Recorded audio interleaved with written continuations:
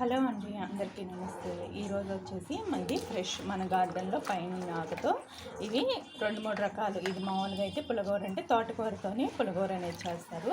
ఈ పులగూర అనేది నేను చుక్కకూర వేసాను, తోటకూర, మునగకూర అన్ని ఆకులు కలిపి ఈరోజు పులగూర అనేది కడిగి పక్కన పెట్టేసాను. చూడండి, ఎంతైనా మన ఫ్రెష్ ఆకే కదా, ఇంకా ఎలాంటి పప్పులు లేకుండా పులగూర అనేది రెసిపీ అనేది చేసి చూపిపోతున్నాను. ఇదిగోండి, మొత్తం కడుక్కొని పక్కన పెట్టేసుకున్నాక ఒక గిన్నె తీసుకొని, ఇది కొంచెం ఎనుకునేదానికి ఇలాంటి కొంచెం మందంగా ఉండేదైతే కుండైనా బాగానే ఉంటుంది. పెట్టేశాను. ఇప్పుడు దీంట్లో వచ్చేసి దీంట్లో నేను మనం ఆల్రెడీ చుక్కకూర వేస్తున్నాం కాబట్టి ఇది ఇదిగోండి, ఎర్రగడ్డలు ఇలా సన్నగా పొడుగ్గా కట్ చేసుకుని, పచ్చిమిరపకాయలు, టమాటాలు, దీంట్లో మామిడికాయ ముక్కలు వేస్తున్నాను అనమాట. చుక్కకూర ఉంది కాబట్టి పులుపు తక్కువ తినేవాళ్ళు మామిడికాయ చూసి వేసుకోండి. ఇప్పుడు వచ్చేసి పసుపు వేసేస్తున్నాను అనమాట. ఇప్పుడు కొంచెం వాటర్ వేసేసి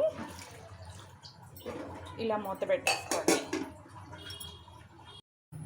ఇప్పుడు వచ్చి ఇంకొక తర్వాత చూడండి, మొత్తం ఉడికింది కదా, ఇది స్టవ్ ఆపేసుకొని ఇది ఎనుపుకోవాలి. మనం ఉప్పు వేసుకొని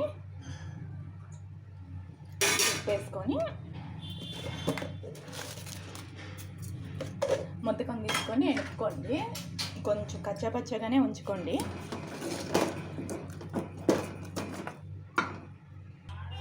ఇది మొత్తం ఇలా చూడండి, కచ్చాపచ్చగా చాలు, మరీ మెత్తగా వద్దు. ఇంకా ఇది పక్కన పెట్టేసుకొని పోపు పెట్టేసుకుందాం. మనం పక్కన పెట్టేసుకొని ఇంకా బాండ్లు పెట్టేద్దాము.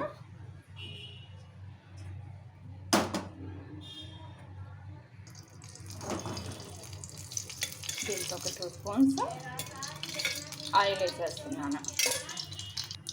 ఇప్పుడు ఆవాలు, జీలకర్ర, ధనియాలు, మెంతులు అన్నీ వేసేసాను. 2 ఎండుమిరపకాయలు, కరివేపాకు. ఇప్పుడు వచ్చేసి మనం సన్నగా కట్ చేసుకున్న ఆనియన్స్, కొంచెం ఇంగు వేసుకోండి. కొంచెం కచ్చాపచ్చ వేసుకున్న చిన్న తెల్లబాయలు.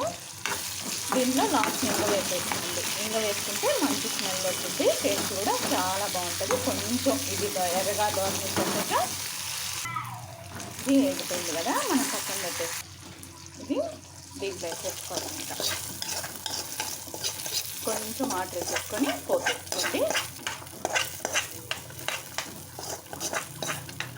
ఇప్పుడు ఒక్క తర్వాత కలుపుకొని కొంచెం ఉడకనిచ్చేసి స్టవ్ ఆపేసుకోవడం. ఒక 5 నిమిషాలు ఉంచుకొని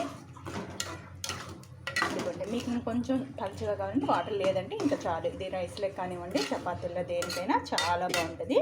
సింపుల్, మంచిది కూడా కదా. ఆకుకూరలు అన్నీ వేసి ఇలా చేసి పెట్టుకుంటే ఎలాంటి పప్పులు లేకుండా అప్పుడప్పుడు పిల్లలు కూడా ఇష్టంగా తింటారు. దీని కాంబినేషన్ ఎండు చేపలు కానివ్వండి, కోడిగుడ్డకు కానీ ఏమన్నా వేసుకొని తిన్నా కూడా చాలా బాగుంటుంది. ఇంకా సర్వ్ చేసేసుకుంటాను నేను. ఇంకా స్టవ్ ఆపేసాను. ఇలా ఉడికింది కదా, ఇంకా స్టవ్ ఆపేసేసుకోవడం. ఇంకా మనం గిన్నెలోకి తీసేసుకున్నాం. చూసారు కదా. ఇంకా ఈ వీడియో నచ్చితే ఒక లైక్ ఇవ్వండి, షేర్ ఇవ్వండి, సబ్స్క్రైబ్ చేసుకోండి.